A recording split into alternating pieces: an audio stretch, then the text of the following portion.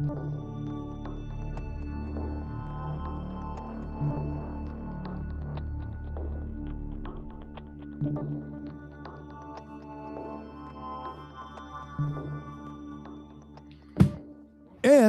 we are live, Mr. Gracey, show 153. What up, everybody? Here we are, yes, once sir. again. Another gracious Tuesday, brother. Yes, sir. I just went live on Instagram for us, so I was able to get that going. I'm going to do that right now. Rock on. For that Instagram audience out there that is watching us live, remember, we cannot see your comments on there live on the show. So if you want to participate that way and be a part of it, please go to our YouTube. Please go to our Rumble, please Facebook. Those messages we could see during the live chat. Thank you for bearing with all our religious imagery on stage. You know what that's from, Mr. Gracey. There you go. So we got a lot to talk about. Jenn Smith 3.0 coming on today. Very excited to have her on. She's an amazing guest. Always fun to catch up with her. Yes, sir.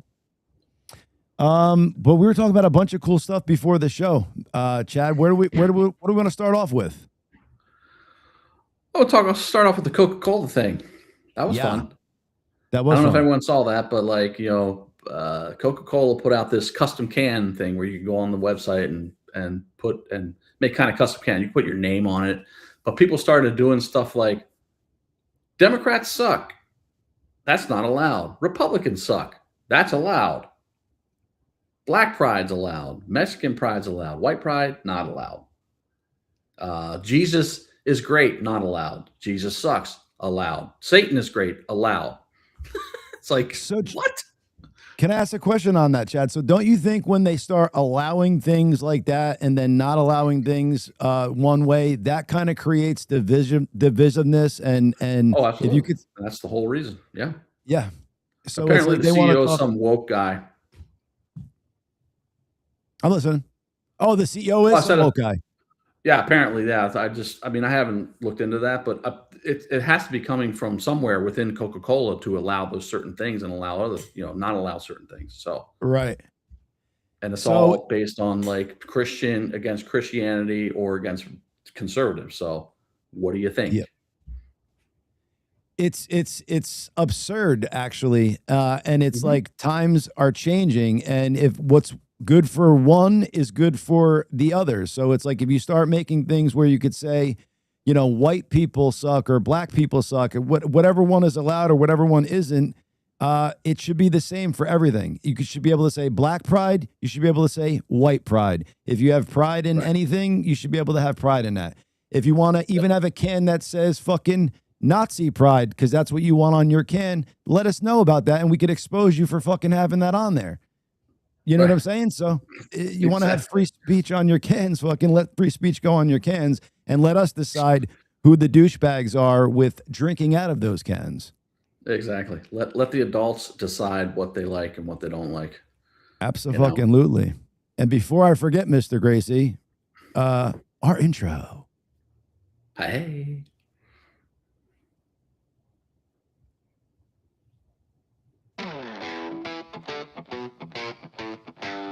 Hey, Jen, we see you in the back room, the young lady. You know we're going to get you on around 1:15, have you be a major part of this show. Excited to have you on. Voices in the air, they vibe, they glow. They got the kind of spark you want to know. Mr. Marling. Like stars, gotta get him back. Woo. The gracious hero. Oh yeah, it's true. But not all angry, Brian. Happy Brian. My nephew, my godson, my favorite kid on the planet. Let's go. We're going to have him on as a full guest soon, Chad, because he's talking up a storm. He's got his own ideas. It'll probably be his show when he's on. It's real conversations that you want to feel. Every word's alright, they've got that deal. Oh, we got to talk about what Chad Taylor's doing, too. Oh, yeah, it's true. Sure.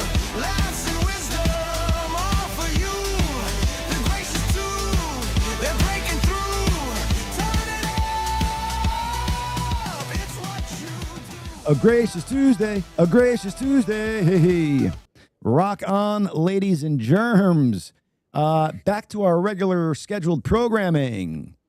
I want to play something for our audience. Our great friend from Canada, Chad, Miss Robin, Fifth Dimension Robin.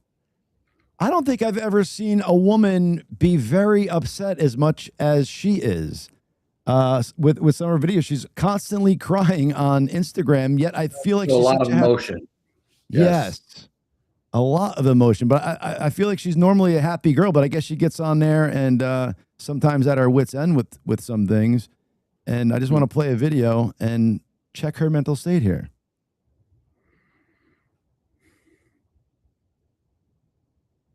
I have not drank the tap water here in South Carolina at all. It is Monday afternoon. I am driving down the main road, Coggins Point Road, and there's old people having a protest with signs that said, "Hawk for democracy." You're on Hilton Head Island. This is where all the rich people are. You know, the privileged ones? The beach is right there. You can't find anything else to do with your fucking day. What? Stop drinking tap water. I don't know. What about honk if you're horny? That was a thing at one point. Yeah, I was just driving through Huntington Beach the other day, not on the beach, but like back in the like kind of more residential part, and there was a bunch of white liberal dipshits out there. Honk if you hate Trump. Like, it's just like go fucking home, dude. Shut up. Right. And what happens if you're honking because there's something that you want to honk at that you should be? We're not honking because we hate Trump. We're honking because maybe you're in our way, douchebag. Exactly. So if you want to believe that honk is for that, like, go fuck yourself. Like you don't have anything better to do. Get out. Mm-hmm.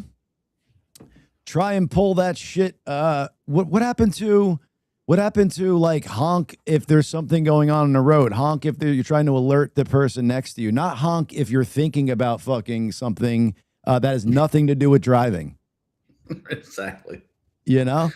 That's why I'm bringing it back to it. That's why I liked Whip 'em Out Wednesday, because that was all up for the girls and they wanted to drive by there. Woo! That has nothing to do with honking. That just has to do with them wanting to show their bubbies.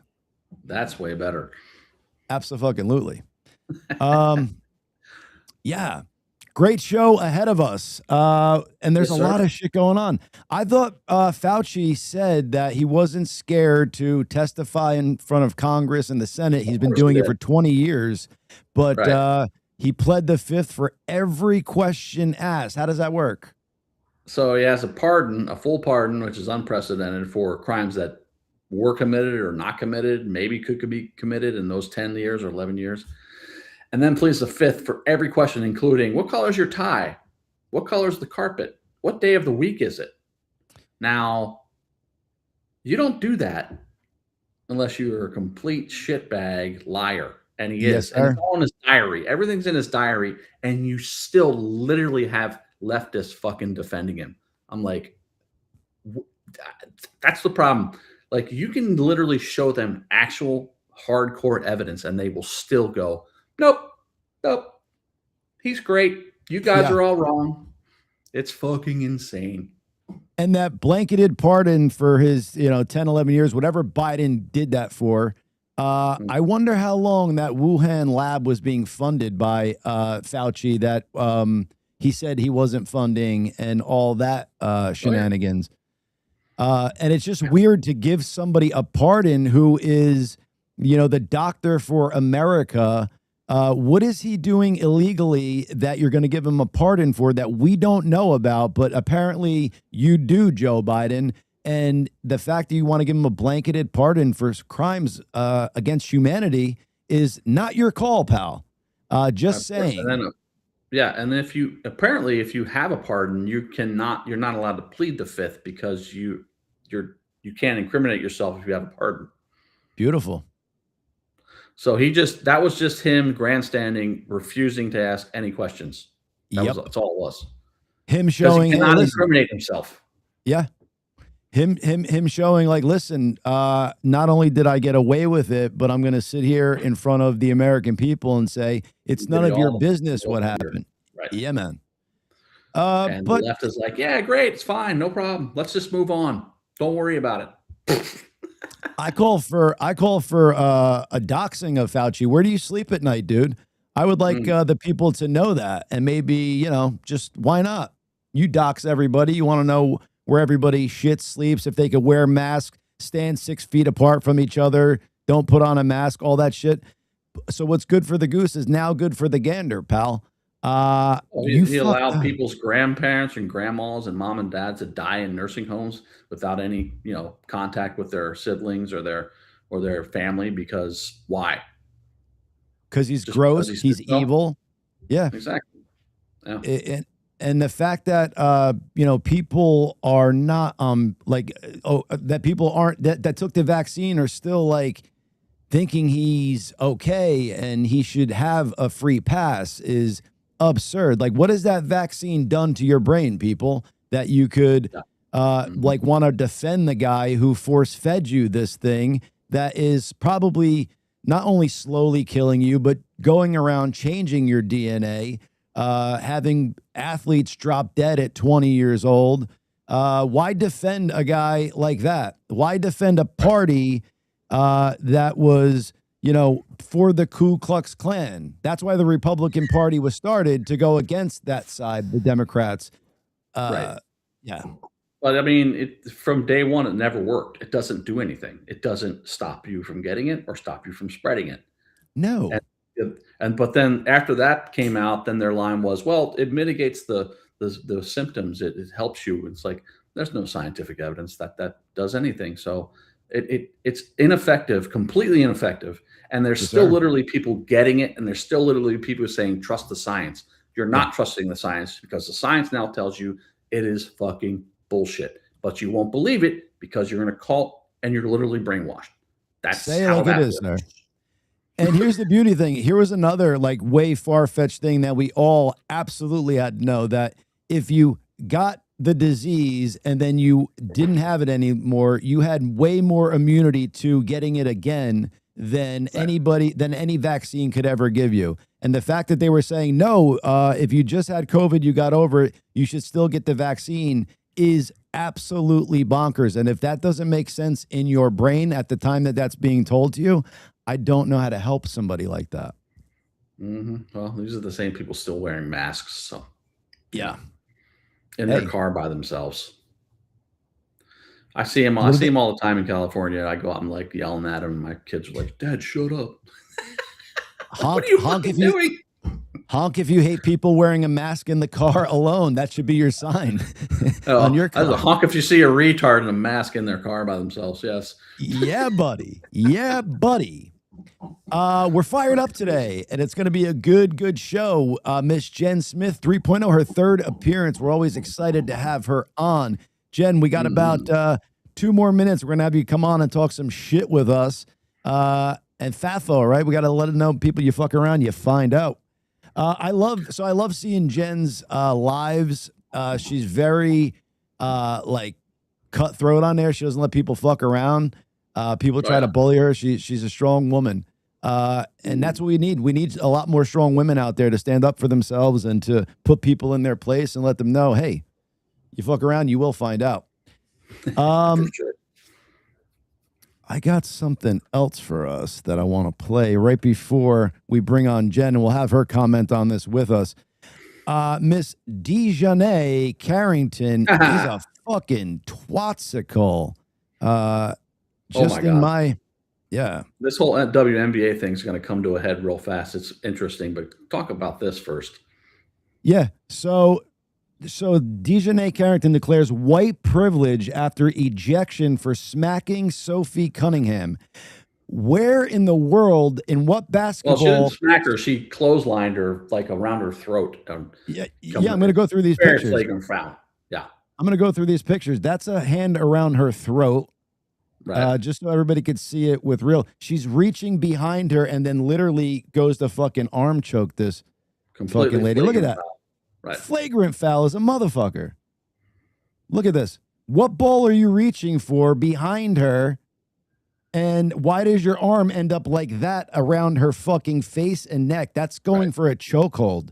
You fucking animal. That's what you are, doing shit like that. Somehow. Yeah. Yeah. That's By the way, I'm insane. calling cultural appropriation on her. What black woman has blonde hair? Correct. Because they're always trying to call it back on us. Like, you can't have braids as a white woman because that's cultural appropriation, but she can have blonde hair. And then flagrantly file somebody and then call white privilege. And by the way, Sports Illustrated backed her up and said, oh, Sophie Cunningham's getting instant karma on the court because of the whole trans thing that's going on.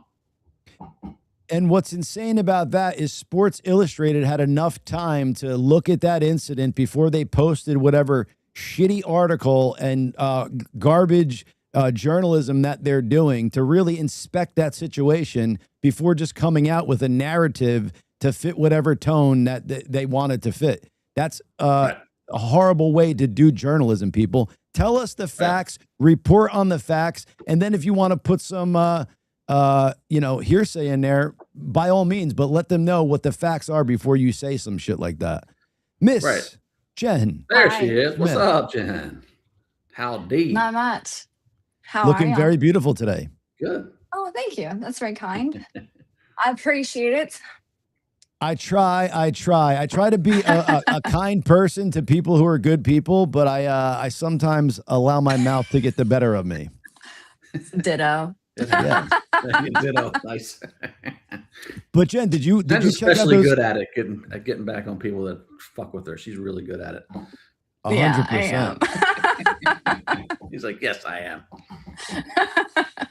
Did you have any? Were you checking out those pictures that we were just showing on there and seeing like what? Yeah, I saw it. Feelings That's on wild. that? Wild.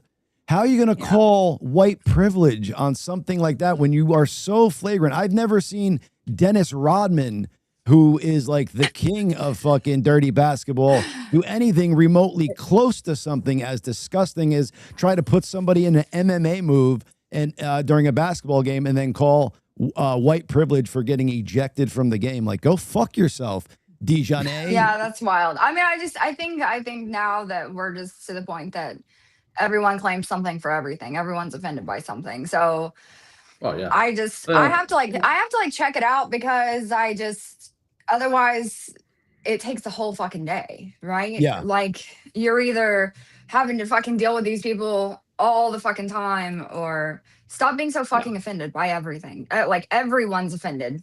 Like, well, also take personal everyone. responsibility for your actions. Like, yeah, you did it. Yeah. Well, You my did it. biggest thing is like, even my fucking self, if I say something or do something, I'm big enough to say that I said it or say that I did it. Like, no one has to worry about a rumor. Just come fucking ask me. I'll repeat it with the same energy. Even if I have to go, hey, I apologize. I probably shouldn't have said that. But a lot of times it's 10 toes down because I'm not going to say it. I don't mean it. But I get your sentiment. Like, hey, listen, like, yeah, okay, maybe I shouldn't have said that at the time, but I let my words get the better of me. And it is what it is. Maybe I'm not going to apologize because what you did to get me there was a little bit worse than what I said, but it is what it is. Yeah. So it's like people try to, what they call, I think, goat you and get under your skin and get you all hyped up. And 100%. Yeah. Yeah. I know they do it world. to me. They do it to me on purpose all the time. Yeah, that's the world we live in, unfortunately. I see. You also got to remember where it's all coming from is that Sophie simply said men shouldn't play, basketball in the WNBA. Yeah. And then also wild. pointed at the one black chick, and that was inciting her to no end. I think that's what started like the whole thing. And the people were like, why are you pointing at her? Because it's inciting her, and all I'm doing is pointing because she fouled me. And this lady's getting like wanting to kill me because I'm pointing at her, like calling her out for doing it. Yeah, that was everywhere though. That was a meme everywhere. The point. It was like the point heard around the world. But yeah, you can physically harm her, and then she points at you, and it's her problem. Like, she's the bad one. Yes, this is. I just had to put this up. Ben Len says, "I'm waiting for a Caucasian month. Keep waiting." So are you, Ben? Yeah, keep waiting. Because we had Wet, I think, which was white entertainment, and that wasn't allowed. But Bet was black entertainment. We never had Wet. I'm just saying, if we did, God forbid. And when I say we, I mean us collective humans, not white people. Yeah, no, you're not wrong. You're not wrong. There's a lot of double standards, for sure. Totally. Many, Without a doubt. many. Yeah. And don't we think that that's really what causes like straight up racism with like, again, if double standards, what is good for one race is good for the other race. We cannot have people living in the past for their grandparents and great grandparents' sins if we're trying to heal and get better. We can't allow black people to have things over other people because they were slaves at one point and all that stuff. We have to want an equal society, and that starts with us being equal as is. And if you want to call, go ahead, I'm sorry. But I think a lot of times though, part of the problem is it's not even. I mean, like I know tons of black people that like they think it's bullshit. Like we've got a lot of people that they're white Karens out there raising hell. Like they're raising hell on behalf of someone that doesn't fucking want them to. And that's kind of like Matt Rife, right? So like you watch a Matt Rife show and he's like crowd working, and people online get fucking offended for the person he's talking to, and they're rolling laughing. They like that's like when he talks about someone being handicapped. They love it. They felt seen. They had fun. They had an interaction, and then someone's being third party offended. Like people stop trying to find something to be offended about. Just fucking live your life. 100. You're going to a comedy show to get laughs. You know what Matt Rife is all about. You know. Look, I sat front row center for Matt Rife last summer, and I was like, oh fuck. But I was prepared in case it happened. I was like, I'm ready. That interaction would have been amazing to witness. I would have liked to see how that was chopped up for people to hear. It would have been something, no doubt. I want to play this for our audience and, of course, for everybody on the show. But this is a cool little. It says POV. You just found your favorite new fighter. Let me get it playing here, and then I'll click it here. But this is dope. This is two ladies weighing in for MMA, and watch this stare off how it goes down. Trendsetter, whoa, league of my own, it don't get better. No, read what I wrote, I'm a bestseller. Yeah, reach for my goals, hit it dead center, hit it dead center. Bullseye, hit it the most, is no misses. Something like fish in a barrel, it's no different. Blindfold on me, I still got the most vision. Trendsetter told them before, but they don't listen. Better, bring a better bad because I'm bigger, with better. The girl when she goes to give her a kiss. Shows every single second. Peter Piper picked a pack of pickled peppers, kinda came So now they weigh in lingerie? Is this real? Look, living it fast. Yeah, it's lingerie. never go slow, thinking I'll crash. I feel like this is from OnlyFans. Are you sure this is real? No, it definitely is. I don't know. Just out of curiosity. No, I play this shit all the time. You could watch this sport live. Yeah, it's that for fun. UFC? No. It's It's literally a lingerie MMA league. And okay. Yeah. I was like, damn, the UFC got crazy. Chad and I are like, what the fuck just happened here? Yeah, no. It's not. UFC won't. Doesn't have. They have actual real fighters that fight in sanctioned uniforms and stuff like that. This is like a XFL type of deal, like the NFL's. Indeed. Triple XFL. Yeah, I got it. Triple XFL, dude. That's the next sport. I would go watch those games if ladies were playing. Another thing.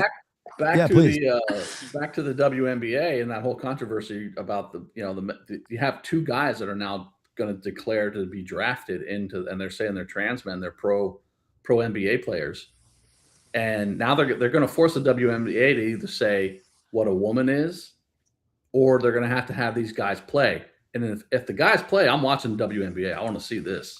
I'm fucking there. Oh my God. It's just wild if people allow, like, how many steps backwards do you want us to take as a society before we're fucking fed up with the nonsense, man? Yeah. I just don't get it. It's like women have had to fight on a scale that's ridiculous at this point. Yeah.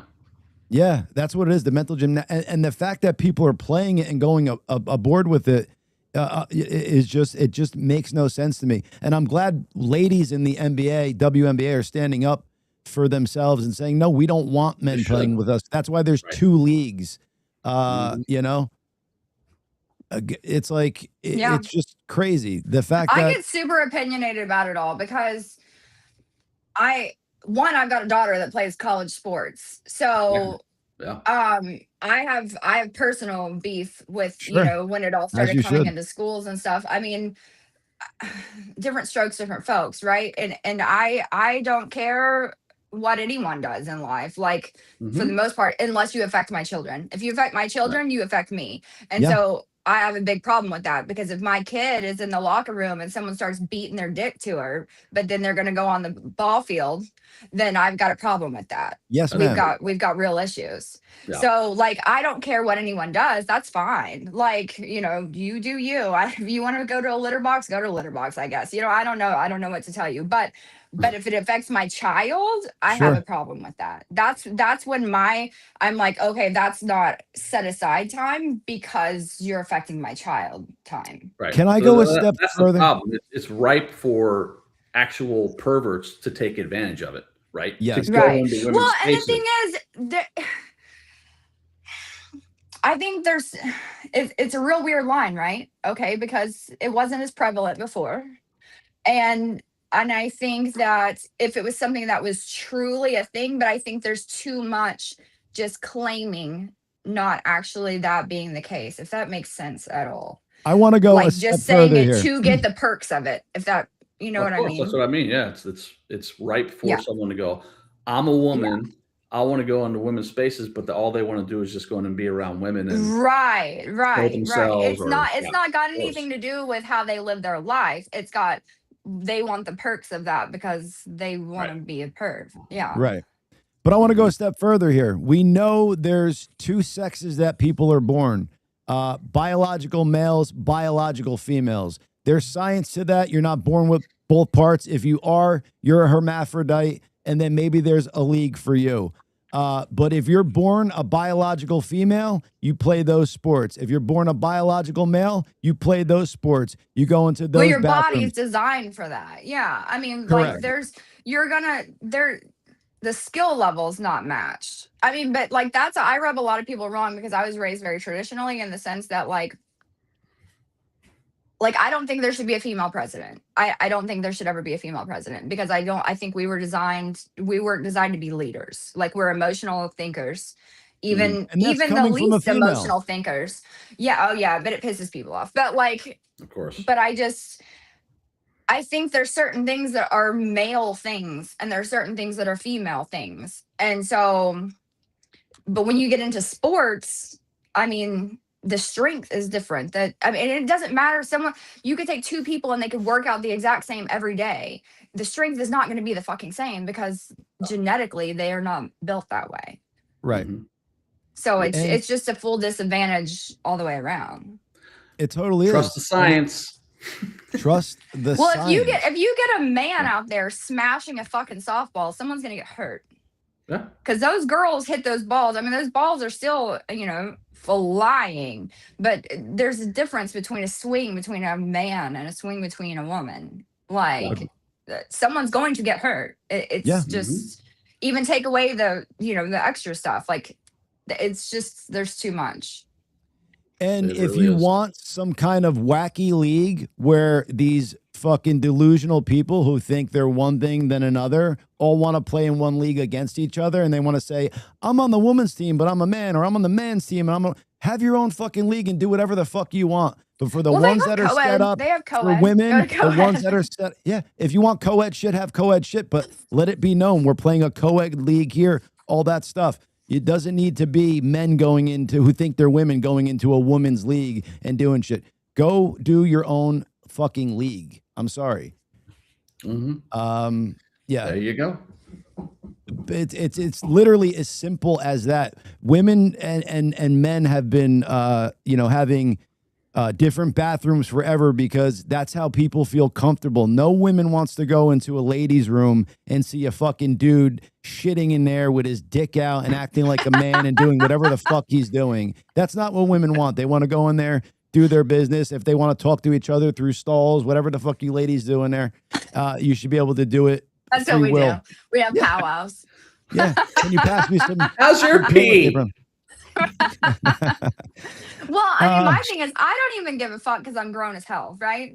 So But you should, that Jen. goes No, back to my Jen, kids. please don't say Well, that. I mean, I You do, should but care. I'm If you go saying into a I don't- Yeah, but my thing is like, so I travel a lot, right? And so for a while I was traveling a whole lot and I was driving with my kids. So if I stopped somewhere, I either would have to, and I can't now because they're getting older, but I would take the boys with me Your because I would choice. have 2 little boys and a little girl. And Sure. so, but at the same time, I need to know who's in the bathroom with them. You know Yes. Oh what I yeah, mean? You know, Yes. like, so 100%. it Yeah. gets really dicey that way. Like to me, I don't But want to have to that's worry the about my little girl running into a bathroom real yes, quick ma'am. and there Yes, being ma'am. a man in there.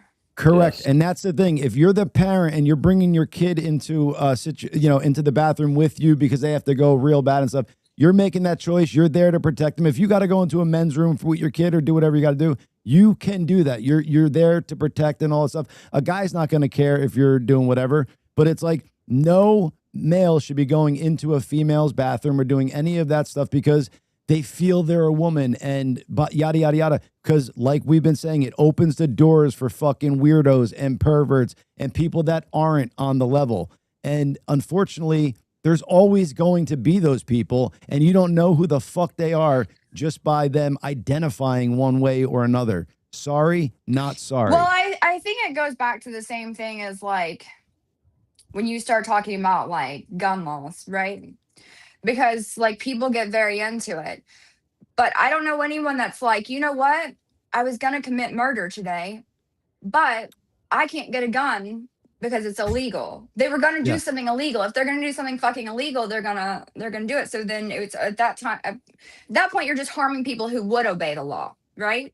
Because Yeah. the Right. people that are going to break the law and do something that they shouldn't do, they are not going, oh man, shucks, I can't fucking shoot somebody today. You know, like Yeah. that part would be illegal. It'd be illegal to get it, Mhm. like because they're going to do something. So there's I don't know. I just feel like at some point when you get into where you're doing like the bathroom stuff, there's gonna be people that are gonna be doing it just to fucking do it, just like the Right. sports, just like the everything else, like for nefarious reasons. Yeah. Absolutely. And it's just a civilized society would know It's these weird things. forgetting. Sorry, I was reading the comment. But it really is like a guy goes into a bathroom to do his fucking business, whatever. But, God forbid you need to, pull off at a rest stop bathroom and there's a fucking pervert in there who's been in there for fucking hours waiting for somebody to come in and stalk them. Like that would be a perfect place for them to hide out in the woman's bathroom and fucking, I'm Yeah. just a girl trying to go to the bathroom. Okay, why you been in there for 2 hours waiting for somebody to come in and blah blah blah blah blah. It's just too fucking insane for society. That could go awry. Yeah, that could go awry. Well, I mean, Yeah. I think I think the world's just pretty fucked at this point right now, to be honest with you. Anyway, so I mean, Can we heal? Can we get better? Are we fucked? I think we're fucked. But I'm a pessimist, so My I don't rosy know. color. I mean, you got to think about there's just a whole lot that has to fix, and Yeah. I don't know. I'll hear kids come home saying things from school, and I hear things from college kids, things going on there, and so like because I've got a broad spectrum, right? Because I've got 2 kids Sure. that well, my son graduated college, my daughter graduated, is going back, and then I've got 3 littles, and so I hear from all over the place, and I'm just like, God, dog. Like some of the stuff they come up with and they say, like, not that they believe it, that they this, that, and the other, but like But just that overheard and repeated. they're seeing. Yeah, Sure. I'm just like, well, okay. I mean, it's hard to render me speechless, and it happens all the time. So For sure, because I feel like, our childhood was like not innocent, but we weren't talking about any of the shit that kids kind of have on their mind or in their zeitgeist nowadays. Like it was dude, all, I was worried about running around outside and catching lizards or putting on concerts in my front yard. Like I, Yep. could sing the Thunder Rolls in my little jean skirt in Midland, Texas. Like Absolutely. we weren't studying all this stuff. It's like, I don't know. right. As kids shouldn't be. They shouldn't have to worry about these problems at such a young age. They're going to have to eventually Yeah. deal with them at some point, and you got to prepare children for the world. But as their kids growing up, there's certain things shouldn't be on their mind and having to, contemplate. Well, social media doesn't help that. Social Oh, media no. is everywhere, and Scourge. it's sometimes It's scrolling. Like I don't scroll because like smart. some of the stuff that you'll see, I'm just like, oh God, like I really can't.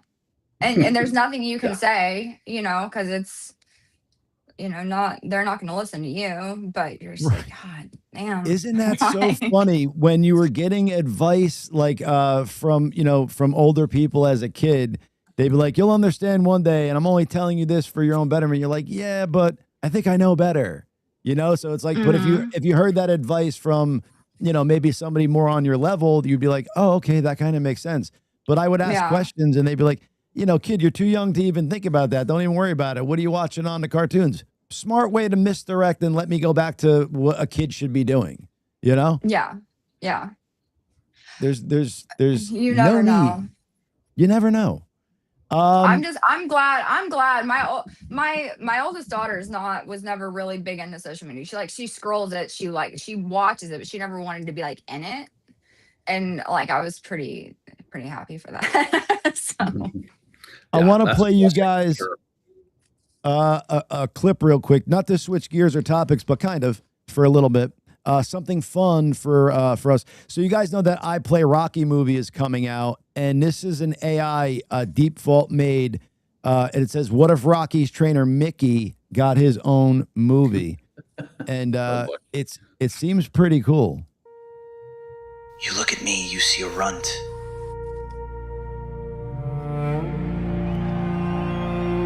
And it uses real But you don't actors. see what's burning inside.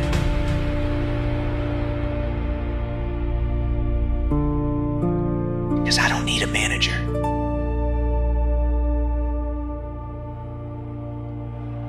I don't need a lucky charm.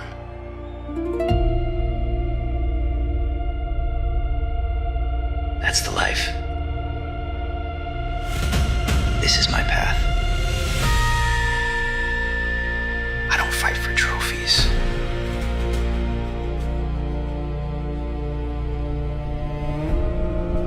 I fight to survive.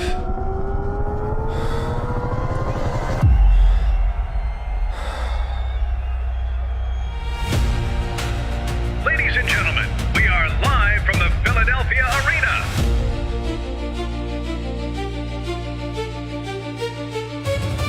The angel of hell is refusing to go down.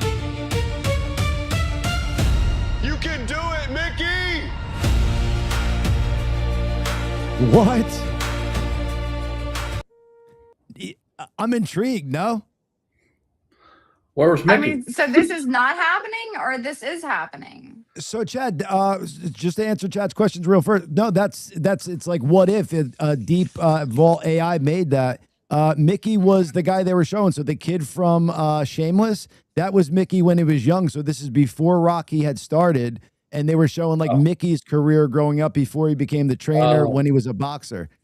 So it's before Rocky ever happened, and they used that real actor from Shameless. I forget the kid's name, but he's not a kid anymore, but he's like a big famous actor. Anybody? Bobby, help me with that. Yeah, Hey, I have no idea. It's been a long time since I've seen that show. Long time. He was the older brother on it. Mm-hmm. I don't know, but he's in everything now. He just won an Oscar, I think, for something he did. He was in that show Bear or Chef. I don't know. Bear or Chef, either way. Hey, listen, there's so many. I almost feel bad because I feel like Chad and I are both drawing a blank. We're just leaving you hanging. Like, fuck it. Oh, I don't mind. I don't mind. I'll hang out in the wind all on my own here. And Jeremy Allen White, thank you, Bobby. Jeremy Allen White, sir. There you go. He was the main dude from the main brother from Shameless. But yeah, so they used AI with his likeness to do it, and I wonder how he feels about that. But the story behind the movie, like if anybody is into the Rocky sagas, like that would be a cool story to tell. It'll be a prequel to Rocky with Mickey. Got it. Understand. Yeah, I should have explained that better, but I thought intro with the I was waiting to POV. see Burgess Meredith, so that's what I was waiting Right. Yeah, yeah, yeah. Hey, I son of a bitch, goddamn Rocky. Get up, you. That's what I was waiting Yeah, because Mickey loves you. But yeah, so before I didn't even realize because nobody knew the backstory of Mickey. We just knew he had a gym and somehow he became Rocky's trainer and Right. all that stuff. And Rocky was into him. But yeah, it's a cool backstory, and you don't realize like how much with older movies and stuff like that they could go into backstories, and the nostalgia feeling will get there for you, and maybe make stuff popular again. I talked to somebody the other day who's like 20 years old, came into one of our locations, and I was like singing dun dun dun dun dun dun dun dun, dun, dun, like just fucking humming some shit. And he's like, "Oh, what is that tune?" I'm like, "Dude, that's from Rocky. You've never heard that music before?" He's like, "What's Rocky?" And I was like, Oh, "Wow, Ouch. wow, That stings a little. that stung a lot." It's yeah. And he's like, "It's a movie Was this about someone boxing, younger? and you want to watch it?" And I'm like, "Yeah." He was 20. And he's like, "It's a movie about boxing, and you wanted to watch it?" I'm like, "Yeah." But it's not just about boxing. It's a whole story behind it, and it's an underdog type of deal. And he's like, "Oh, Mhm. cool." I'm like, "You should check it out, bro, before Oh, you cool. judge." That's the international Ugh. young people blow off. Oh, okay. It's That's nice. it's like when Kanye West came out and he was working with Paul McCartney. And he had Mm-hmm. all these people going, "Man, Kanye's going to blow up this Paul McCartney guy. He's going to be huge now." It's like, fucking Beatle, you idiots. Like, what are you talking about? Can you imagine? That's wild. Do you, I mean, No. back in our day when we knew classic acts, we knew all like Led Zeppelin. We could go back. We knew all the old music. It's like Sure. kids nowadays, they don't know the old music. They don't, I they don't know. don't know who My the kids fucking are like Beatles are. super into like Michael Jackson and all that right Well, now. yeah, my girls are into Michael Jackson right now too, which is interesting. Yeah, but- it must be there must be something going on. Like this must be going around in schools or something because Maybe. I was like, I'll where I tell mean, you I what it listen to a is. broad range of music, but it just Yeah. they know names and everything. Well, Yeah. Chad, so kind of like our generation, Gen generation stuff, there wasn't like all this catalog of music that is out now. Like there's so much shit to Mhm. listen to True, that, yeah. you know, if you even tried to like catch up to the old stuff, the way I kind of got into music was like hearing my parents' music kind of play in the background and stuff. The first band that I really got into, got my parents into, was Live and then Nirvana, believe it or not. I got into Nirvana a little bit later after Kurt died, but I was into Live during Mental Jewelry and shit like that. And, you know, then they started like listening to like the new 90s music and stuff and, you know, fall in love with that. But I think it's just, there's so much stuff that the kids listen to and they're scrolling on these apps and whatever's popular at that second they're into, and they don't have really time to get into. The kids' lives are busy, it seems like. My life wasn't so busy as a kid. Yeah, I had some sports and things to do, but it wasn't like I had, you know, constant social life to fucking worry about and think about until like I got older, like I don't even know, like 12 years old, 13 and stuff like that. But I had already formed opinions of music that I liked and kind of like what was going on. Nowadays, it's like I Makes think there's sense. so much to listen to. It's hard to wrap your head around something really good. Like if you put on Led Zeppelin fucking 1, 2 full albums that you could just listen to and dive into, put on some headphones. I think kids would be like, "Whoa, what is this music? This is amazing. Like why isn't this playing on the radio all the time?" Well, it was and it is if you go and check it out. True. I like watching the reaction videos to people that like listen to classic stuff and they're like, "This is awesome." I just watched one when they were Yeah. listening to Chop Suey from System of a Down. There's these two black guy and a black woman, and they were just like, "This is fucking awesome." They were going off on it. It was hilarious. I love it. I love it. System of a Down, dude. That I remember like some music came out, like the band Korn when they came out, and I was hearing their music. I was like, this is kind of scary. Like it kind of scared me with how heavy it was and the fact that he would sing in tongues for some songs. Like it took me a while to be like, oh, like cool with that type of music. I was like into being able to tell what lyrics were, being able to hear like the music meld together. But when it was just all heavy and screaming, I'm like, I don't know if I could get in so much with this. And then I've grown to love him. I went to a couple family values tours in '99 and all that jazz. But yeah, when it first came out, I was like, this is kind of intense, you know, like I will listen to this when I want to go rage out somewhere and fucking be angry. But in the meantime, I'll put on some cool music that just fucking lifts me up and whatever. Part of my French. Pardon I mean, moi. you've gotta have some angry music. For sure. I mean, I think everyone has an angry soundtrack. Yes. Oh, And yeah. I have a sexy time soundtrack. I have a Do you really have these? Gotta have one of Do you those. have playlists? oh, come on now. Yeah. You could go on my Apple Music and check it out, so folks. Funny. That's hilarious. Yep. Marvin Gaye's on there. Let's Get It On. That's always got to be on. That's exactly what you got. That's the one, man. You got to play that one. Yes, sir. Yeah, you know, to let the lady know the mood is striking, and I'm about to start dancing and turning you on to this music, and you know, getting you in the mood for some of this randy dandiness. You're ready to start dancing? Yeah. Oh, wow. for there you sure. Go. I'll put on a whole strip show. I'll magic Oh my Mike. God. I'll magic Mike the railing. Yeah. Wild. You're doing too much. Well, and then when we get to bed, I just lay there and let her do her thing. You know, I'm like, pole vault time. How about? Oh my God. Oh, I'm tired. I'm tired from all the foreplay. Can you take over? I exhausted myself okay. on the dancing. Did you see that dancing? Yep. Yeah. Makes sense. I reversed the roles that way. Hey now. Hurt by Cash was great. Yeah, that was good point, Bobby. That took that 9 Inch Nails song, and you heard the hurt in Johnny Cash's voice as he was singing. I think it was one of his last songs that he did.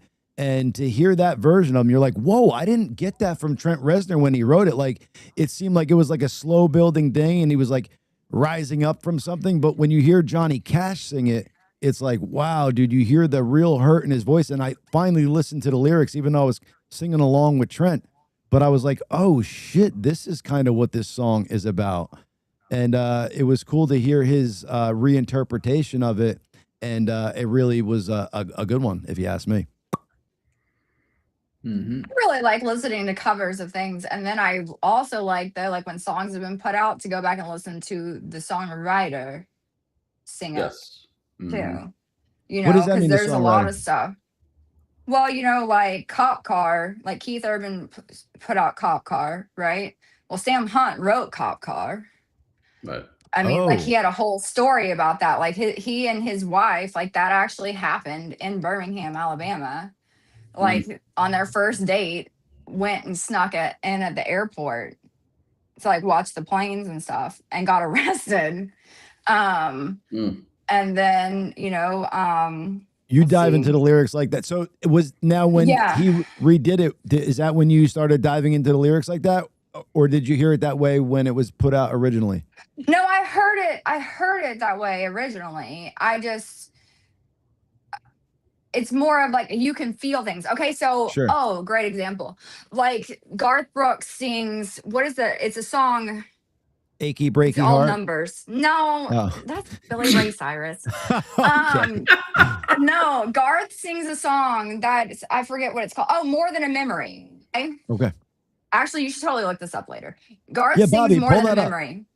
And it's great, but you need to listen to Lee Bryce sing More Than a Memory. He wrote it. You can hear the emotion when Lee Bryce sings it, whereas you hear Garth put Garth to it, which never, no shame. Garth Brooks is, you know, whatever. Yeah. But like, I love Garth. But when you want to hear the emotion, you want to hear the feels, Lee Bryce. There you go. And Cool. that's a good Jen, thank you for saying it that way too. That's a good point. Like you could get different emotions from songs coming from different artists. And I think that's the best way to cover music. Like don't do it like the original. Do it when you have a reimagining of it and you want to strike another emotion than that was like portrayed in the original. And you make it your own type of deal. It's a cool way to do covers. Like if you hear like Dave Matthews Band do a cover per se, or even Live's Love My Way. Good point, Troy Garmin.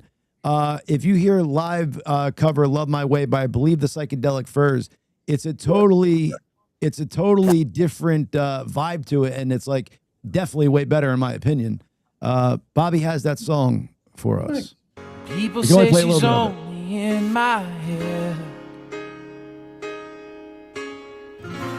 It's gonna take time, but I'll forget. Can only play a little bit. We have to talk over it because we'll get flagged. Yeah, like if you listen to this chorus and then you listen to Lee Bryce's chorus, different. It's when you're dialing 6 numbers just to hang up the phone, drive across town just to see if she's home, waking a friend in the dead of night just to hear him say it's gonna be. Just real now quick, if you listen to that's Garth's version, right? Like if you listen to the chorus, like the first verse and part of the chorus on Lee Bryce, it's great. You can feel Lee Bryce's emotion to it. Sure. While Bobby's pulling that up, I want to just touch on this real quick. My brother Jeremy, of course, everybody knows he's been on a show a couple of times. His band Lilies of David is going awesome, going like gangbusters. They're starting to build a real awesome fan base. They're playing a lot of shows and stuff like that. But he just last night played something that he's doing on his own solo that he's not putting out yet. It'll be released, whenever he's ready to debut it to the world. But it fucking was so cool, and it's such a different sound than what he's doing in Lilies of David. And I was so impressed by it that I was like, Jared, I'm like, do you mind if I talk to our audience about kind of what you're doing with that? And let me talk. And he's like, yeah, but I'm just not ready to release it yet. And it's just fucking real cool. So we're going to play Bryce Lisa's or whatever. Bryce Lisa's. Lee Bryce. Yeah. Yeah, people say she's only in my head. It's gonna take time, but Oh, yeah. See, like, listen to the pain, though. Like, in the chorus, you can, like... You say I need to get on with my life. You could tell he's feeling it while he's doing it.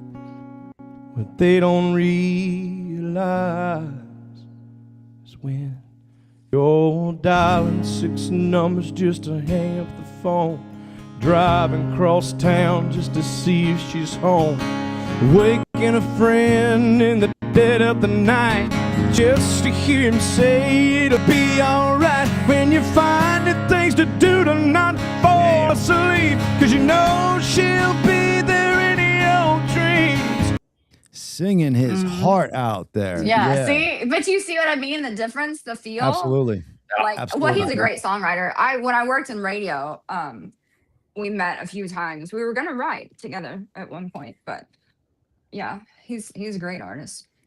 Miss Jenn, don't think I don't have something pulled up of yours that I'm excited about. I know you might be hanging up the musical career at some point, but I want to play a song. I think that Beautiful Mess. Did this debut a while ago, and this is just still posted? A while ago. Yeah, a while ago. Because I put another EP and some singles out since then. But yeah, Beautiful Mess is the one that about came from my toes, made my voice raw for a few days.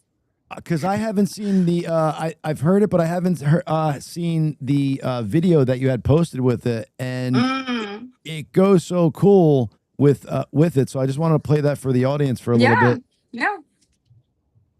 Bill Hines is in it too, so I saw that part. Good old Billy. My broken pieces don't always fit. For beautiful kids. But there's a rhythm in my dizzy view. When I ask a question, I really care. I'd stay by your side when no one is there. They say I'm chaotic, they call me free, but they don't see the knots inside of me. Life's a beautiful mess, can't you see? Heart's a wildfire, but it burns loyally. I'm reckless, restless, running out of breath. I do anything for the ones I love, even if I'm the one who breaks. So yeah, Jen, so when I'm listening to that for the first time, it's a different sentiment I got. Like I didn't see like all the beautiful what you meant by a beautiful mess. And then I see like you're just having like the kids there, you're having a good time, and basically saying like life could be messy, but it's beautiful all in the same thing. Like family Well, life I wrote that driving back from Alabama one time. I went to go see my oldest daughter, and I was driving back from Alabama.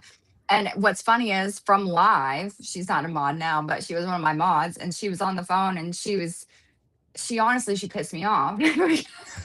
She's like, everyone can see how chaotic, and you're just a mess. They can just see that you fought. And I was like, but what you don't understand is, one, I'm highly ADHD. Like I'm all over the place all the time.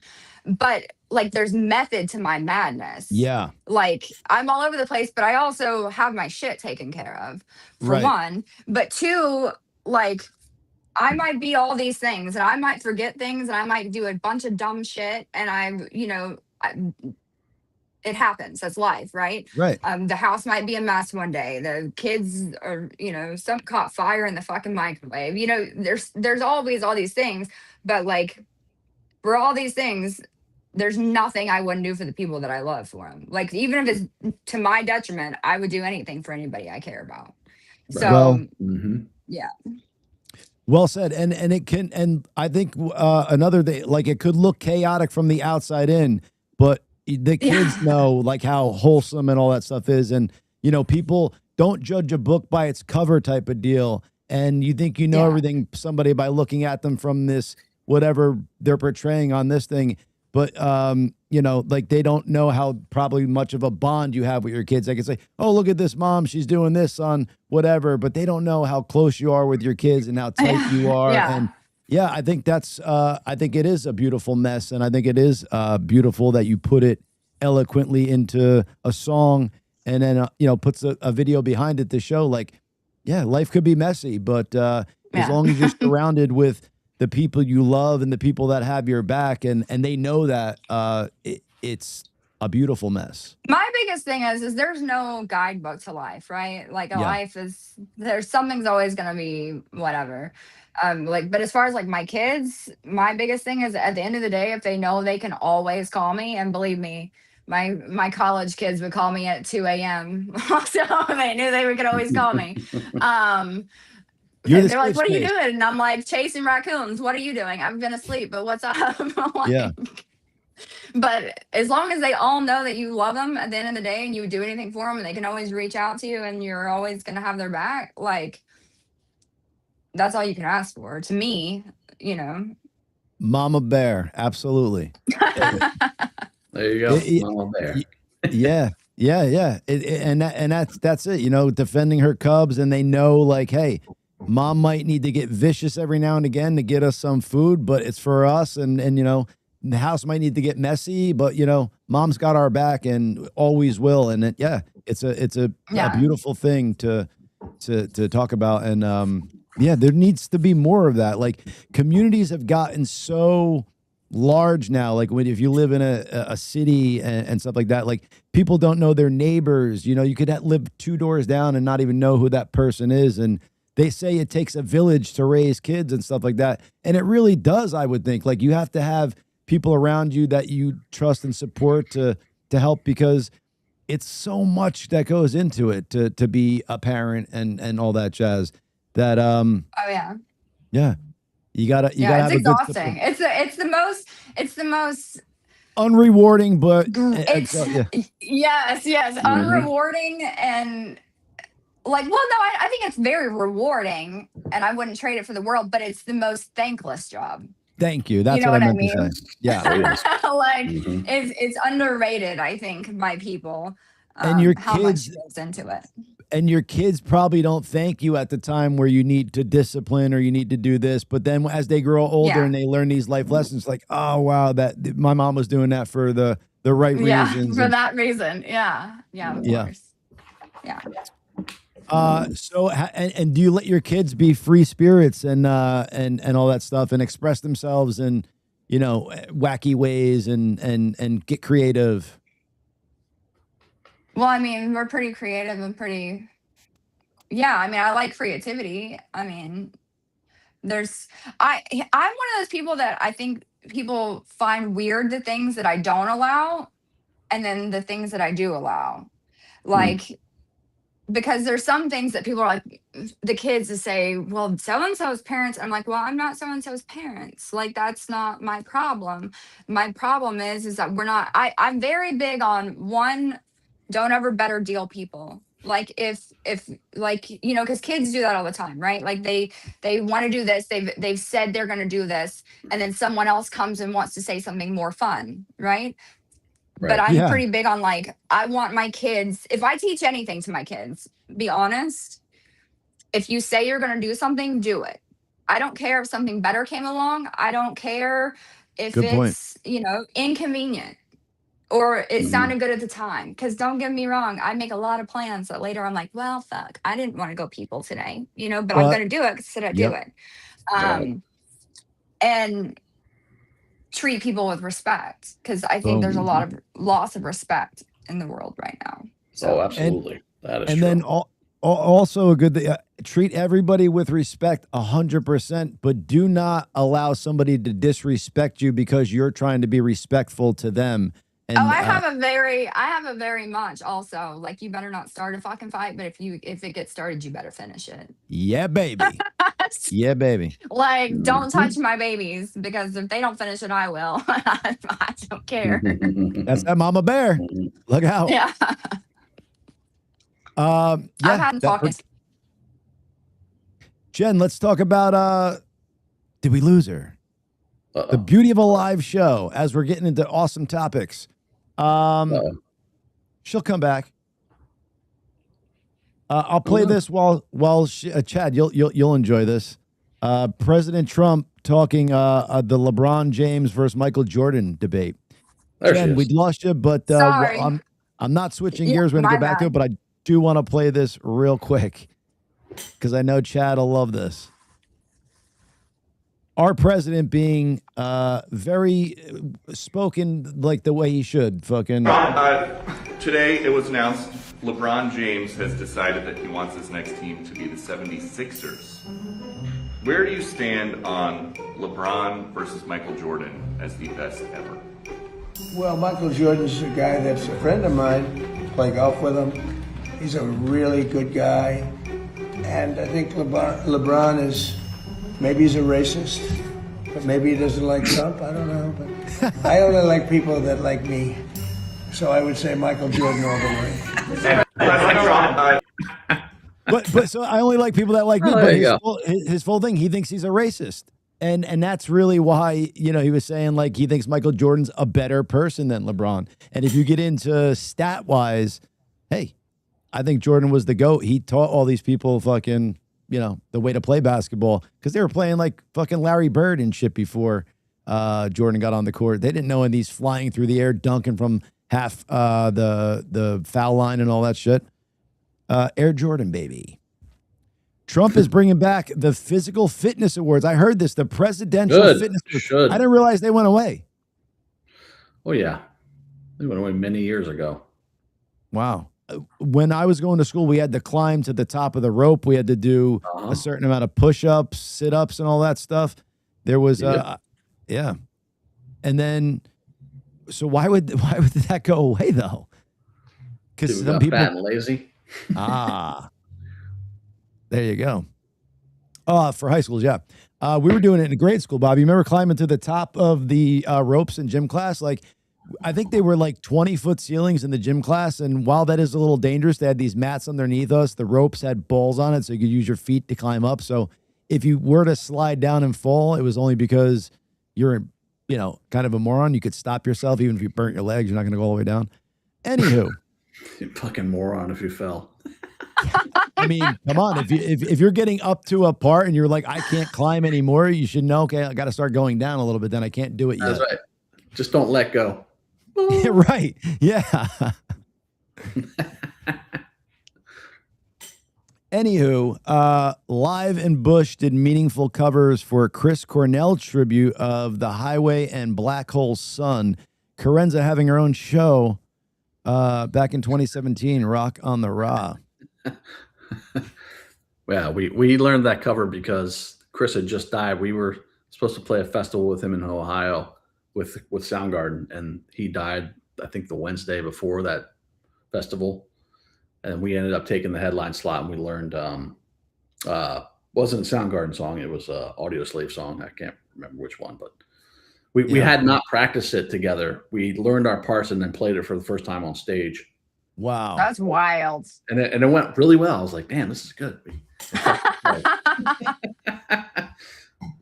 Absolutely. Love to hear those stories. What a tragic death.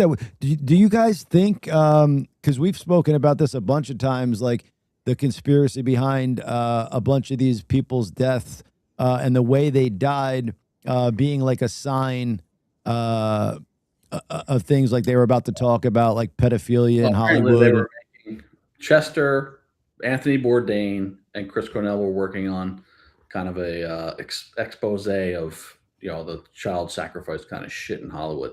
I don't know if that's true or not, but that's what people have said. They were all taken out.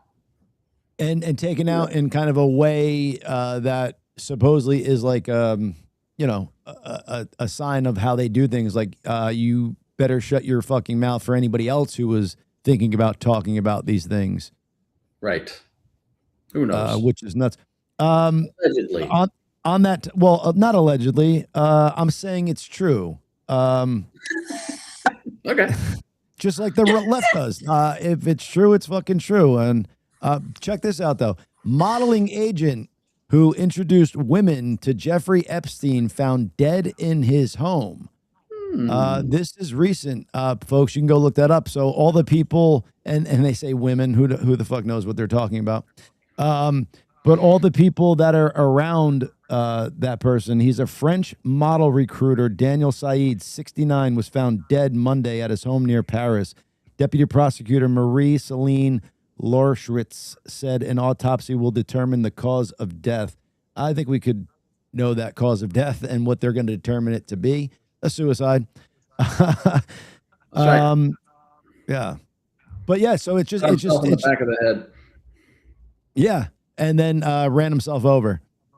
Oh my God. Right.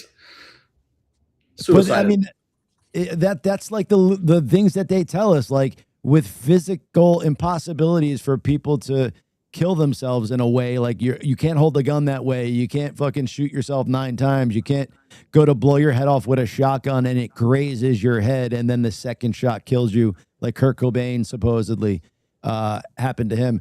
So it's like when things like that happen and they lie to you, it's just like, okay, just turn a blind eye and believe whatever the fuck they want to say.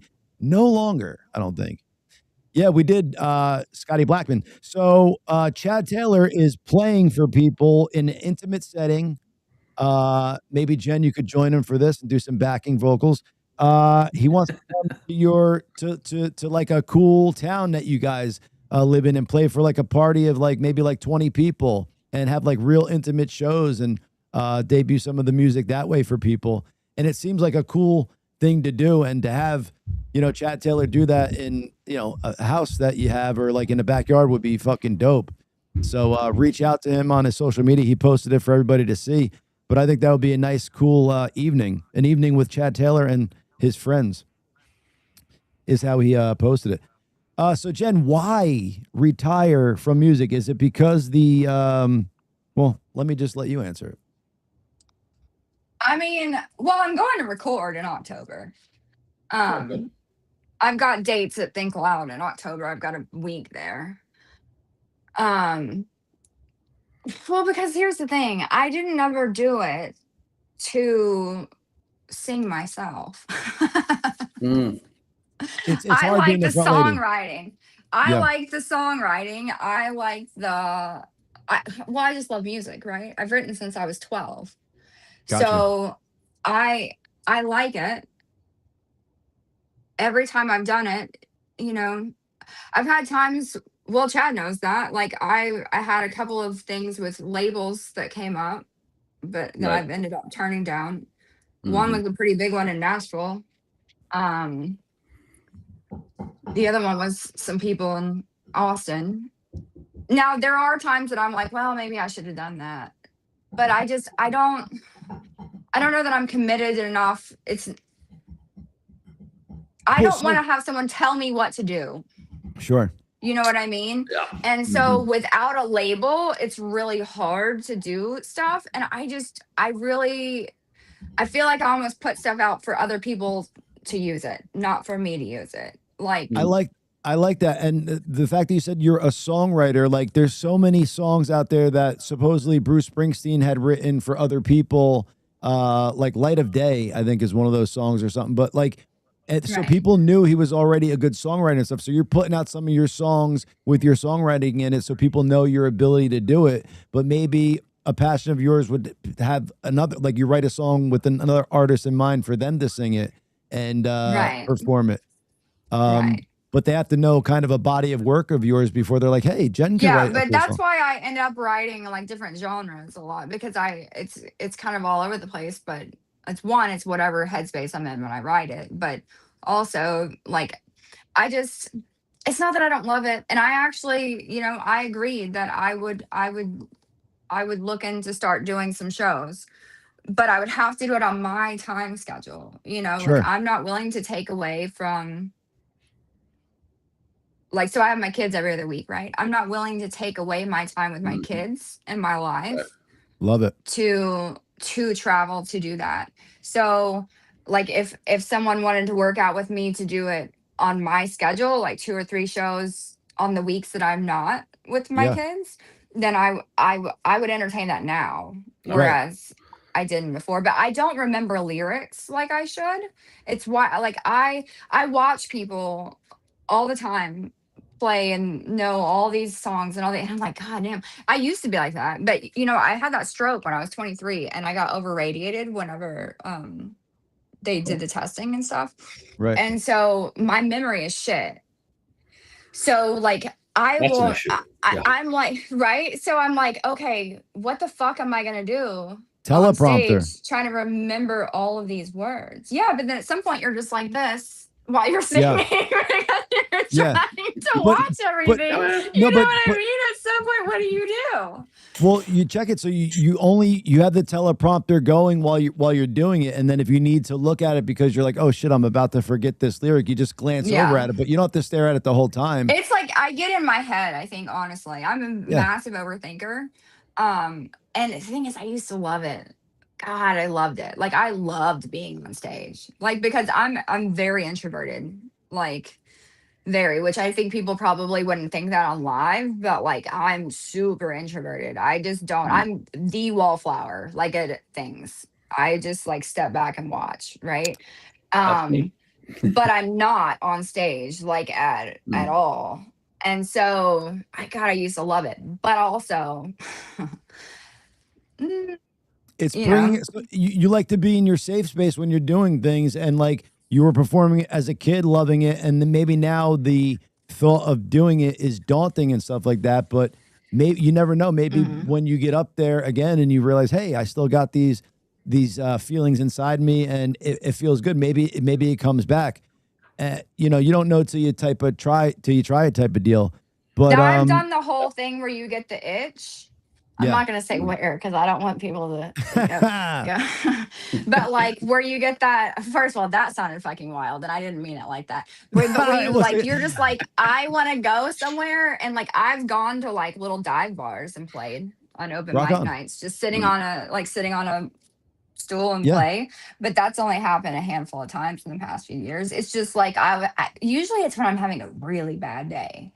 Sure. And I'm just like, I want to go somewhere that's dark, that people aren't noticing anything, and I just want to play. Yeah. And then if you're in your zone, and then all of a sudden they're like, hey, what's going on over there? And because you play open mics and stuff, like most people are there to fucking bullshit and do their own thing anyway. They're really not paying attention to kind of what's going on the stage until somebody starts lighting a fire there and like, whatever. Yeah, most people don't even know I do that. This is the first time I've got a couple friends that know that I've done it, like when I did it. Because the last time I did it was probably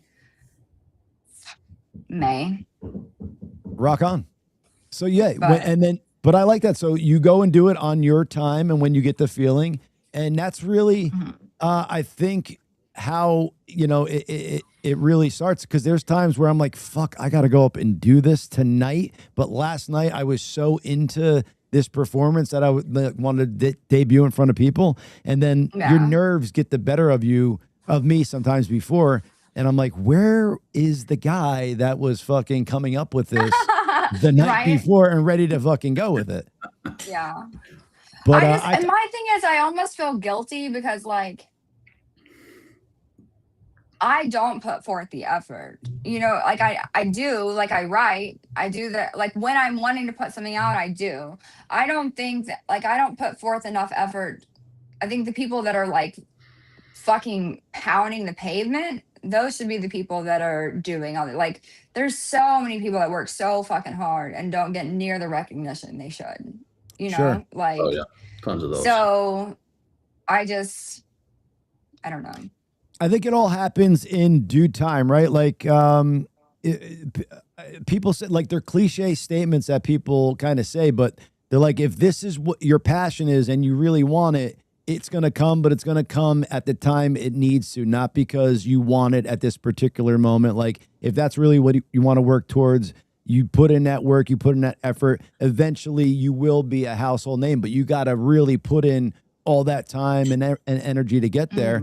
And that sometimes you don't have that in you. So it's like, you know, sometimes you pull back, and those are the people that maybe don't go all the way and stuff, because you're like, I'm putting in all this fucking hard work. I should be out there doing blah, blah, blah, blah, blah. But that's a different reason. You should be doing that hard work because it's, you know, it's what you love to do and all that jazz. Not because, you know, you want to be a household name. That will come if you actually do it and follow your passion. But if you're looking to do it just for whatever, but like I'm hearing you saying, like, you love songwriting, you like being a wallflower, you like being at home. So you would probably love to hear a song you wrote performed by another artist. I think not Adele, but Sierra or whatever, the girl, Swing from the Chandeliers. I think she was writing a lot of songs for other artists. Who is it? Sia, I think you're talking about, right? Sia, S-I-A. Yes. I think she was writing a lot of songs for other artists before she started to come out and do her thing. And I didn't know that about her until that song came out. And she's like, yeah, I've been writing songs for years. Britney Spears did a song of mine. This person did a song of mine. And then, you know, she wanted to do that one. And then, like, she blew up from it. But it was when she was ready to kind of do it. She's like, yeah, I want to sing one of my songs now and see, like, what it's about. So she did it on her time is kind of what I'm getting at. But she had already been putting in that hard work for years and writing these great songs that artists wanted to, you know, perform and stuff. Yeah. So I think you're doing exactly what you should be doing, Jen. It's like, when the mood strikes you, do what the fuck you want. When you have the time for it, do what the fuck you want. But if you're constantly writing songs and music and stuff like that, you know, people will want to hear, you know, some of your stuff out of their own voice and whatnot. And then you might be like, fuck, now I want people to hear me doing and performing this, and, you know? Yeah, well, and I'm not opposed to, like, this is the first year though. Like, it's been in the last 6 months that I was like, okay, I'll entertain it. Like, if it gets brought to my doorstep again, I'll entertain it. Like, I wasn't ready. You know, I was offered that festival tour. I just wasn't ready. And it was a whole lot because it was like 3 months just. And you know what comes from that. You know what comes from that. After you play a festival and all these people could see you perform and see this alter ego that you have, you might have a fan base that wants you to do this way more often than you're willing to. And, you know, it's just, it wasn't the time to kind of do it. And like you said, you have a schedule that you need to adhere to. Last fall, my life was a fucking disaster. Like, I had no business because it was late summer, early fall. And I was just like, there's no fucking way. Because it would have been hopping onto it, like hopping on, like, last minute. Like, the first one was like 2 weeks out. Well, a band would have to be together, everything else. And they're like, oh no, we'll take care of that. And I'm like, like, I have to feel like everything's like together, you know? Because, like, I'm not in the business of looking like a fucking idiot. Like, so I might say a bunch of shit that makes me look crazy, but I'm not going to go up there on stage and look like a fucking idiot. Right. Yeah. When you So debut your performance, you want it to be, yes, I feel this, I've rehearsed this, the band yeah, is tight, we're ready to get out there and do it, but not just like let's throw it together and then in 2 weeks here you yeah. go. And okay, well, how are we supposed to get that all ready in time and Yeah, like be there wouldn't have okay? been merch ready. There wouldn't have been. I was like, this is fucking crazy. And they're like, well, no, like the label will do the merch stuff and I was like, I don't like that. Like I have to, if I can't, it's not tangible to me. If I can't like feel like I've got some kind of say or moving into all these moving parts, I can't like find peace within it. Chad, So can you speak to this about your band live and how you guys started? Like how it was the four of you getting in the van, fucking putting in the work, going out performing and really putting in the effort all together and making this music. So when you guys did finally, get a record label and all that stuff, like you were ready for it. You had been writing music together for a long time. You had been performing for Well, we were kids, younger, in our early 20s, and it was all we wanted to do.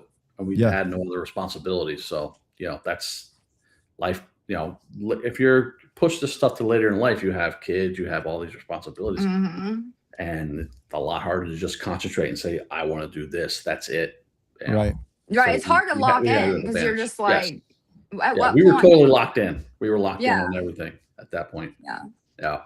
Well, it's hard because like it's like okay, because like right now I'm like I've got to get this stuff written for October, but then I just moved all this stuff, and so I'm like, where's my time in the fucking day? Which I'll have plenty of time to do it, but I just like, damn, like life just lifes, and so Yeah. sometimes it's like, Does. holy shit, how do you even attempt to get all this done? Are Because you a good procrastinator with stuff like that though, Jen? So like when oh crunch fuck time yeah. comes, you're like, fuck, I gotta get this and like put in, yeah. I'll do it tomorrow. Yeah, no, yeah, I am a terrible procrastinator. Yeah, like I absolutely. But so I don't But wanna I just also I have to have like ideas. Like that's remember like when we talked about into place last time, like I was fresh out of ideas, I was burnt out, and I had to like ask a friend, I'm like, give me a topic, give me any kind of topic. And they're like, that's really wide. And I'm like, the world's your oyster. Just give me a fucking topic. Because if I've somehow lived somewhere in it and I can figure it out, I can do it. And I made nothing. My into place had nothing to do with what they said, but it sparked it for me. right. And so like now I've got to find that spark. Yeah, So you gotta write about like what whatever you're passionate about at the time because that's well, I put out that EP that I think people probably thought I fell and bumped my head because it's the direct opposite of almost from Inside Thoughts because it's very like sweet and love songs and I just wanted to like try to flip the mindset. sure. Yeah, that's why it's funny because it's called why can I never remember my own fucking EPs thing? Daydreams and Because you're on the Delusions. spot right now. Yeah, yeah. But there's not a song called Daydreams and Delusions. Like it's just that's what it felt like. Yeah. No, dreams and delusions, not daydreams. I shortened it. Dreams and delusions. But yeah, like it's totally not like anything. So it's like, fuck, what am I gonna do now? Because really, I had some people say, hey, we really liked Inside Thoughts better. And I'm like, good to know. You Yeah. know. And then But there's other people that are like, hey, I actually really like this better. Like, because it's a lot more like calm, like just but so what is somebody saying to you at that particular like if you're not asking for what they like better at the time, are they just trying to like direct you to what they want you to do? You know what I'm saying? Like I think they're just giving opinions, and I don't ever care for. I don't ever mind. Like Yeah. I'm not one of those people. Like I would so much rather someone go, "Hey, I really don't like this," than someone blow smoke up my ass and Sure. then make me think that they like something and then it's not good. Right. So, I mean, I don't think that they're not. I'm proud of them. Yeah. But it's a way different vibe. Way different vibe. I like to say opinions are like assholes. Everybody's got one, but some are Everybody's got one. stinky. Yeah. Yeah. Well, no, but that thing is that's their opinion. That's, everyone's going to like different music. So Sure. that's the beauty of music. It's all Yeah. over the place. But to me, like, I went in like a dreamland. Like, this is what I want. And I wrote that way. As opposed to, like on Inside Thoughts, I've got like Indifference and Optimus Nemesis and all this stuff. So like I wanted to be like, okay, instead of being like, this is all fucking stupid, it's all fucking fairy tales, y'all are all foolish. Yep. I wanted to be like, hey, this is what really is wanted. Yeah. So I like, see, that's the beauty of being an artist and creativity. It's like you have your babies and stuff like that. So that's what I meant, like, by opinions or like assholes. When people start dissecting kind of what you're doing and telling you what they like better, it's like they're kind of talking about your children, that you can't say, oh, I love this one more than that one, type of deal. So it's like it didn't hurt us, and you're like, okay, but I wrote them all, and that's what I was feeling at the time. I don't know. It's just right. Yeah. But yeah, Yeah, you find your happens. audience, you find kind of stuff. And then when you switch gears, hopefully your audience is coming along with you. But if not, you get some new fans and new people that like it. Yeah. Yeah. Yeah. Well, and I've never had full on negative reactions. It's just like what their comment was, it was actually really funny. It was another streamer. They were like, just so you know, like, they were like, but like on Inside Thoughts, you could tell you were like feeling what you were singing. And I was like, fair. And they were like, but on the others, they're really pretty and they're really good, but like it didn't feel like you meant it. Okay. And I was like, ouch, Dreams one. and yeah. But two, like, that's very interesting because I wrote about what I want, not what Boom. is current happening. You know what Yeah. I mean? So Right.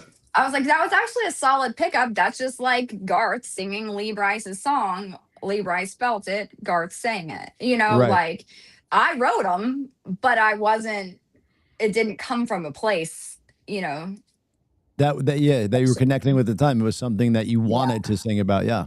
Yeah. That's why, I always say, like, from the get-go, I've always said, write about what you know. And Yeah. so, the things I know, I can connect with. The things I don't know, apparently when I sing them, they don't connect with them all that much.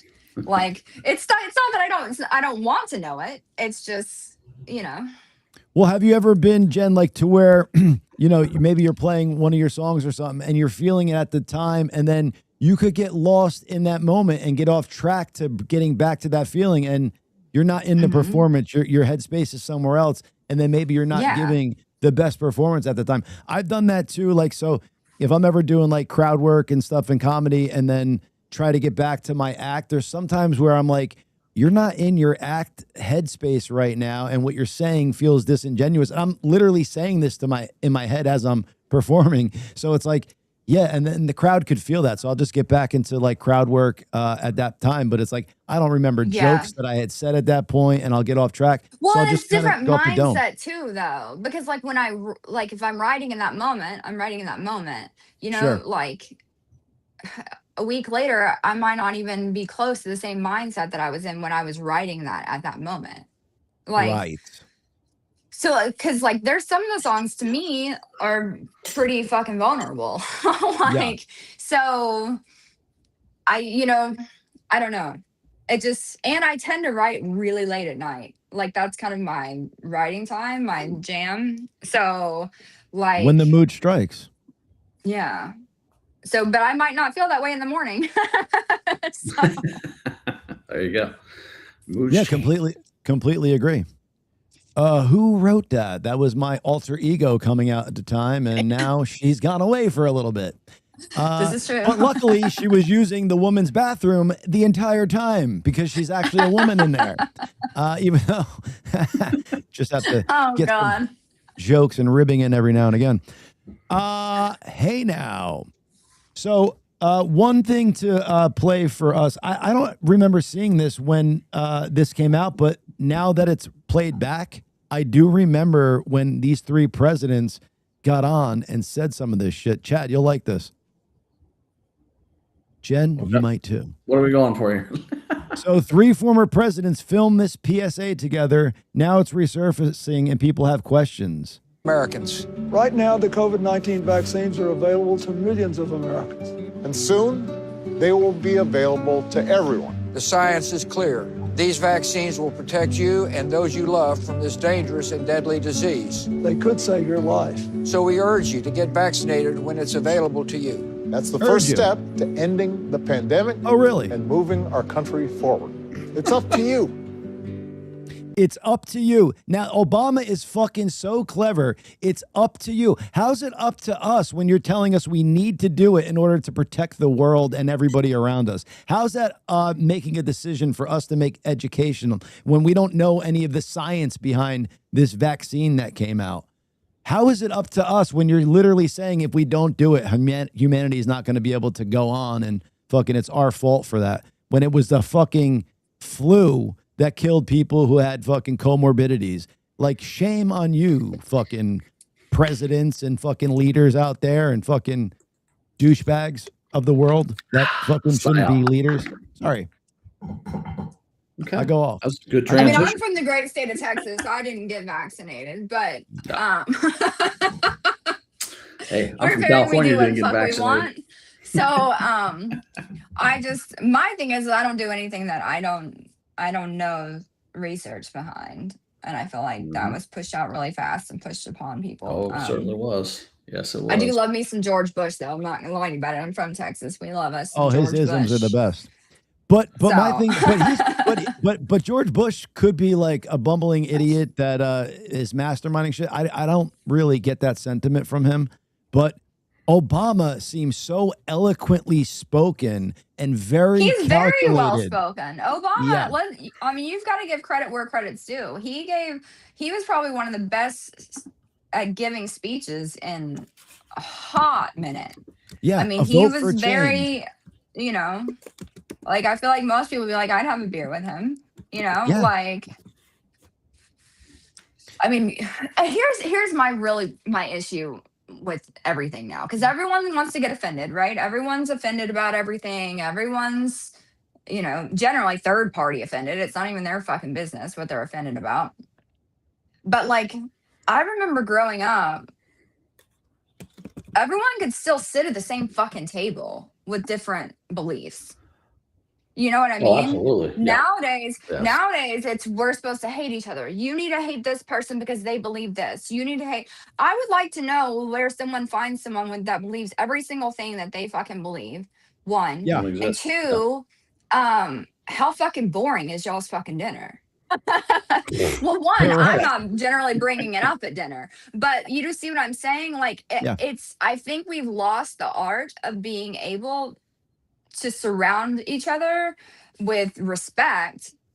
And, I mean, just like, I don't give a shit if a girl wants to kiss a girl and a guy wants to kiss a guy. I don't give a fuck. It's not me. So you're not kissing me, like, so I think the people need to just fucking step the fuck back and not take everything so fucking deep and so fucking serious, because we're to the point that we're supposed to hate each other, and that's fucking asinine. There is no reason that people can't get the fuck along. They choose to. Like, people choose whether to be unhappy or happy, and they choose whether to make something bigger a deal than it is, or just let it be. People make life complicated where it's not complicated. My thing is with these people that flip-flop their ideas and all that stuff, which is fine. People can change and stuff like that.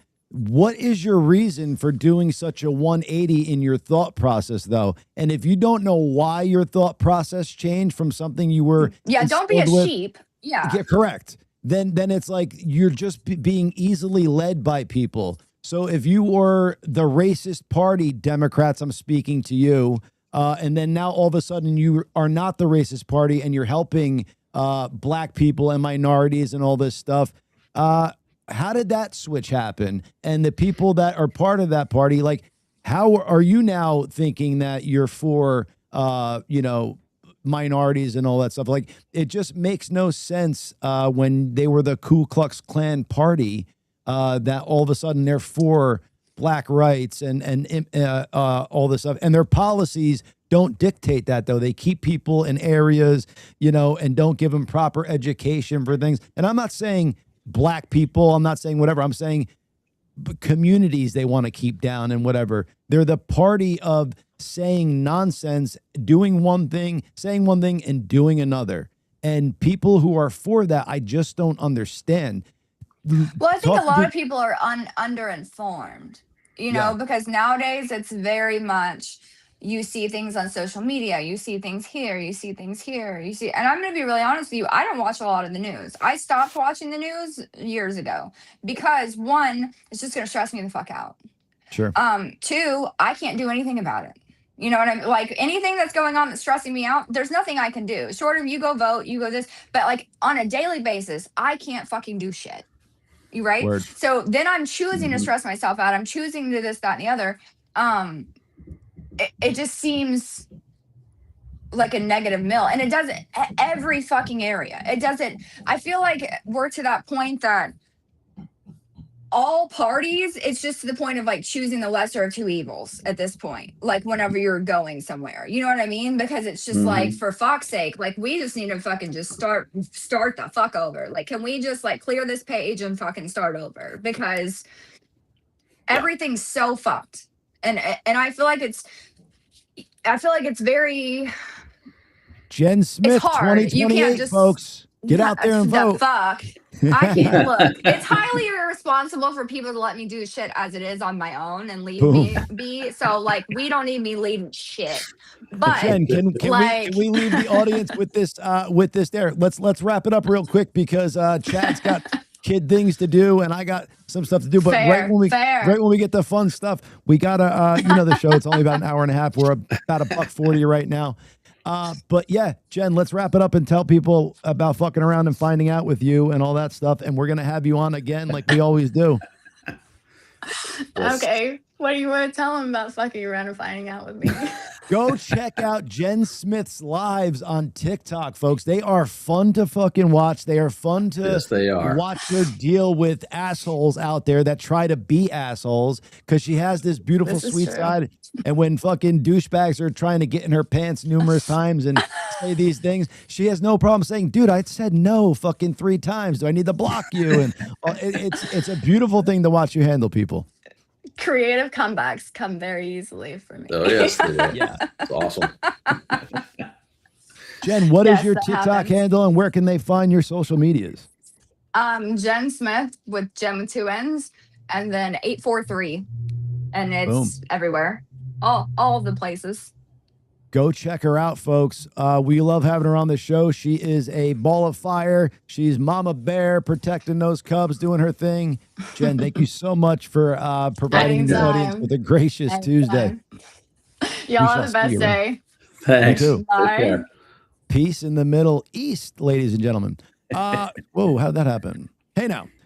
Hey. Mr. Gracey, one for the ages there. She's so much fun to have on. She's great. Yeah. I'm getting friggin' texts from my kids and was like, Jesus God. So, yeah. It was awesome. I didn't mean to cut it short. All gravy. We got to keep this show moving along. We cannot sit there and dilly-dally for way longer than we should have. Bobby, come on and say goodbye to the audience. Bobby's silent. We cannot hear you, Bobby. I wanted to talk about the eclipse that's coming up tomorrow. Oh shit! Oh, did you hear about it? No. And 7 planets are supposed to line up. Oh shit! Here we go. Rare. And also the Perseus meteor shower is supposed to take place on August 12th and August 13th. Oh boy! And they're also saying those are the days we're going to lose gravity. Oh, that's right. That's coming soon. Oh boy, that's coming tomorrow. Oh shit! A solar eclipse, one of the year's best meteor showers, Venus at its brightest in the evening sky, and a lunar eclipse to close out the month. That's what's up for August. On August 12th, a total solar eclipse crossed. Yeah, that's what's up for August. You might lose gravity while the planets are aligning, and there it is. Have a great day on August 12th. That's the news. Yeah, I mean, wow. I'm gonna stay indoors. I don't think anything's gonna happen. hold on to a pole and shit? I want to try to get pictures of shit. You know, if you see all the planets line up, that's gonna be awesome. That'll be amazing for sure. Agreed. Thank you for pointing that out, Bobby. Bobby's World. Sorry we didn't cut the show short today, but we always have a lot to talk about, and we have a decent window to do it in, but time slips by us at times, and you know. We're here pretty much most Tuesdays. We got a great guest next week, Chad. Why don't we let the audience know who's coming on? Yeah, we got MAGA Meg, who, if you saw Claire Patriot when she was on a few weeks ago, I just did their MAGA Meg and Claire Patriot web podcast last week. So MAGA Meg is now coming on. She's very entertaining. If you check her out on Instagram, she's been banned 40 times on TikTok. So. But she's and she's not even controversial. She just basically does reaction videos to leftist idiots talking online. So they banned her on TikTok 40 times. But MAGA Meg 4547 on Instagram. Check her out. She's fun. Rock on, Bobby. Tell the audience to like, subscribe, keep coming. Yes, sir. Love the you one guys. And only Bobby from Bobby's World. Chad, another great show, man. Have fun with the kids, dude. Tell them I said what's up. Tell Mama Dukes what's up. And we shall see each other soon for some shows on the West Coast, brother. There you go. Peace, brothers and sisters. Later.